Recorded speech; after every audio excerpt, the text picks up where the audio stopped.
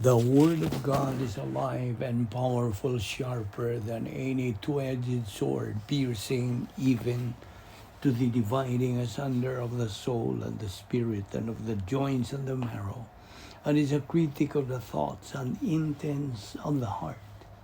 All Scripture is God-breathed and is profitable for doctrine, for reproof, for correction, for instruction in righteousness, that the man of God might be mature, thoroughly furnished unto all good works. In preparation for our study of the Word of God today, the next few moments are devoted to silent prayer. Our objective to prepare ourselves for the study of the Word of God, which is the most important thing we do in this life. Now, welcome once again to our daily doctrinal Bible study of the Vic Balbido Evangelistic Ministry. And we have a new lesson to take up starting today. And it is entitled, Do You Want to Go to Heaven? Okay. Now, before anything else, we have to, like I said, we have to prepare ourselves. If you are a believer, you know the mechanics to be filled by God, the Holy Spirit, and be back into fellowship with God, and you are ready once again to take in the Word of God. Now, for you unbeliever, it is faith alone in Christ alone. Acts 16:31 says, Believe on the Lord Jesus Christ, and thou shalt be saved. Let us pray. Heavenly Father, we thank you for your faithfulness to your word.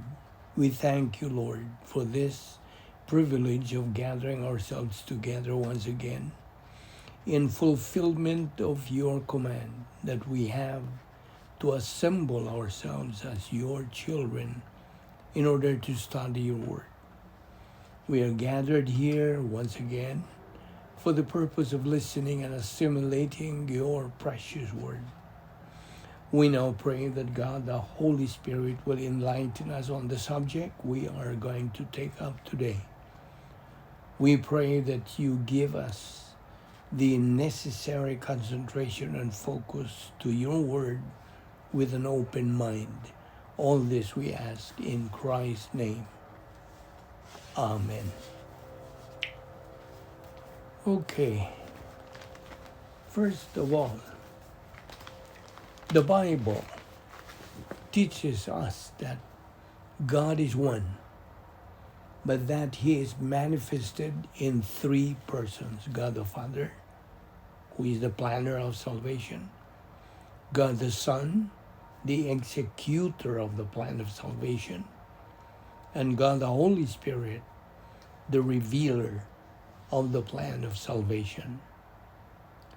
It is nearly impossible to explain the Holy Trinity, but we need to accept the Trinity by faith. The three members of the Godhead do possess the same essence. They are co-equal, co-eternal, and co-infinite. The first essence that they have is sovereignty. The next is righteousness. The third, justice. The fourth, love. The fifth, eternal life. The sixth, omnipotence. Seventh, omniscience. And eighth, omnipresence. And ninth, immutability. And tenth, veracity. First of all, we come to learn all these things from the only source, which is the Bible. The Bible as we know it is timeless, enduring, and eternal. That means the doctrines, reproofs, corrections, instructions, and promises that we will need to live our life will be available as an island of stability. The Bible continues to be the most published and distributed book on this planet. No book has been more criticized, more judged, more ridiculed, more banned, more burned than the Bible.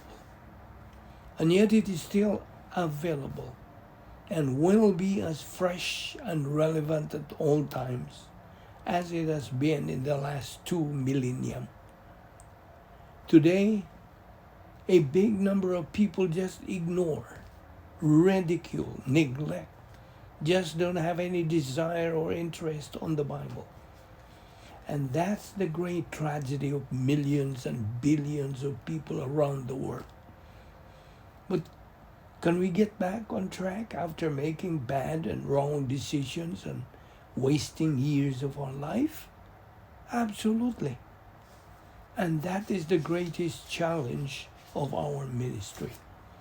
Isaiah 1:18, Jeremiah 15:19, and Romans 8:28. Now will you open your Bible now to Judges chapter 11 verse 6? It talks about the nation Israel. And Israel as a nation is under divine judgment here. Now you may read Hebrews 11:32 to continue the discussion on this. You see, negative believers are yellow belly, cowards. They don't have doctrinal confidence and doctrinal courage. Now here is a doctrine of divine viewpoint leadership. Number one, divine viewpoint leadership is the ability, the capacity for the believer in his divine viewpoint lifestyle to execute the will of God for his own life, to lead his life successfully, and the fulfillment of the will of God, provided they are not stupid and stubborn about learning doctrine. Number two, the description. Divine viewpoint leadership, therefore, is the result of the divine viewpoint attitude, which results in the divine viewpoint lifestyle and divine viewpoint historical impact and influence to the rest of the human race. Number three, establishment of the divine viewpoint lifestyle through the function of the faith-rest life. Acquisition of the divine viewpoint mental attitude lifestyle. That's the key of success in life. Now you read Hebrews 3:7 through Hebrews chapter 4 verse 11. Hebrews 11:6, a popular verse. Without faith it is impossible to please God. Faith there is the faith-rest life. Anticipated faith, or activated faith. 4 things in the book of Hebrews that are impossible. Number 1, it's impossible for a believer in Hebrews 6:4 through 6 to perpetuate his carnality to get back in fellowship. Number 2, it's impossible in Hebrews chapter 6 later on for God to lie. Hebrews 6:18. Number 3, it's impossible for the blood of bulls and goats to take away sin. Hebrews 11:4. Number 4, it's impossible for the believer in Hebrews 6 to be pleasing to God apart from the faith-rest life. This is the requirement that God has placed upon the life of every believer to walk by faith. To walk by faith means knowledge of doctrine, and to mix that knowledge of doctrine with faith. That means you have the audacity to believe it. So remember, Hebrews chapter 3 verse 7 talks about the catastrophe of unbelief. Now, remember Isaiah chapter 55 verse 7 to 9? My ways are not your ways. In Revelation 16:10, it talks about the fifth bowl, darkness. That's in verse 10 to 11. Beast there is the Antichrist. Okay? So, it's kotoo to be in darkness, masao to chew, to masticate. There is a tremendous amount of pain thus. They gnaw, chew, bite their tongue. They chew their tongue to assuage their pain. Ponos is the original word for pain. Now, if you turn to Revelation 17:8, the inhabitants of the earth, meaning unbelievers, these unbelievers will be astonished when they see the beast, because he once was, now is not, and yet will come. Yet there is kai, par, stay, and indeed is. You know what are the three enemies of the believers? The world, cosmos diabolicos, flesh, the old sin nature, and the devil, Satan. Now in 2 Corinthians 11:14, it talks about Satan having false ministers, especially in 2 Corinthians 11:13 to 15. Now, so some more discussion about Satan, Revelation 12:9. Satan is a deceiver of the whole world. Satanas, that's his original word. Satan, adversary, the devil, diabolos. Now, his goal is to get the unbeliever distracted from the gospel. That's Satan's goal to unbelievers. And you know, diabolos means slanderer and false accuser. That is Satan. Satan attacks positive believers, not those negative ones. Get the believer distracted from the Word of God. That is Satan's goal to believers. Now, let me take that word soteria. When an unbeliever learns the gospel or hears the gospel and makes a decision to believe it, he accepts Christ as Lord and Savior, and he is saved instantly. Now, these are what actually happened to him, meaning a believer now, at the point of salvation. He is imputed God's perfect righteousness. He automatically becomes a member of the royal family of God. He is imputed eternal life.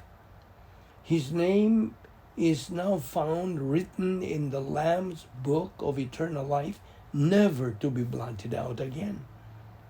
All in all, 70 things wrapped up in one word here, soteria. Now here's the process that the unbeliever, now a believer, has undergone before he got saved. Here is the cross, representing salvation. Christ died for his sins. The unbeliever used his positive volition, so he believes in Christ. Simultaneously, God the Holy Spirit performs his spiritual surgery.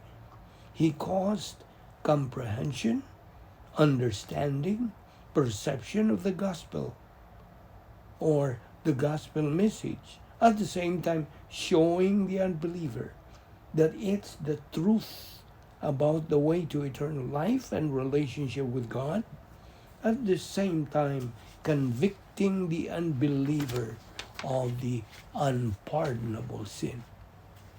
And that information is cycled right into the command post of the soul, the volition of the unbeliever, and he makes a decision out of his desire to have eternal life. his positive volition. He accepts Christ as Savior. Now, if he is positive, that positive volition energizes the faith in his soul, and he believes in that gospel message as resident there in the mentality of the soul. If the unbeliever is negative, his negative volition eliminates any power going to positive volition. It's impossible for an unbeliever to trust in Christ as Savior who doesn't want eternal life. The unbeliever has to have three things to get eternal life. Number one, he has to have knowledge of the gospel. Romans 10:14. Number two, he has to have positive volition. Acts 17:30, Acts 2:38. And number three, he has to have activated faith. John 3:16, John 3:36. In John 3:36, it says, "He that believeth on the Son has eternal life, not he that through he is the one for whom Christ died." You see, if salvation were based upon those for whom Christ died, then everybody would be saved, right? Would it be nice? Christ died for the sins of all members of the human race on the cross. And it would be fabulous if the death of Christ would automatically save everybody. What the death of Christ do on the cross was to provide salvation for everybody. But the one sin for which Christ could not die and did not die on the cross is the unpardonable sin. And the unpardonable sin is rejection of Christ as Savior. Christ couldn't die to supersede the residence, the function, the authority, the freedom of choice that every member of the human race has resident in their soul. He couldn't do that. God always honors volition. Man is free, but man is responsible, and therefore there is an unpardonable sin. It's rejection of Christ as Savior.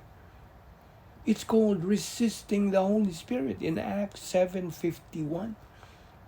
That emphasizes resistance of the convicting ministry of the Holy Spirit of John 16:8-11. And it is referred to as slander or blasphemy of the Holy Spirit in Matthew 12:31 and 32. But the act is identical. It is rejection of Christ as Savior of John 3:36. He that believeth not the Son shall not see life, but the wrath of God abideth on him. Now, when a member of the human race trusts in Christ as Savior, God imputes eternal life. That's the accusation of eternal salvation. How is that accomplished? Well, by the death of Christ? No, it's not. That's the provision of salvation. Now here is the appropriation. Here is the cross representing salvation. Man puts his faith in Christ, and so he is saved. By putting his faith on Christ, he believes in him, he is saved. And here is the imputation. Eternal life is imputed to him, so that they may also obtain salvation, refers to the unbeliever getting the gospel message and responding to it positively and trusting in Christ as Savior. And it's only the elect that's going to do this. It's not that the non-elect cannot do it. It's a fact that God foreknows that they won't do it. You see, God foreknows everything. He foreknows you would trust in Christ as Savior. He foreknows who's going to reject Christ as Savior. But His foreknowledge is not predetermination. Believers are elect from eternity past.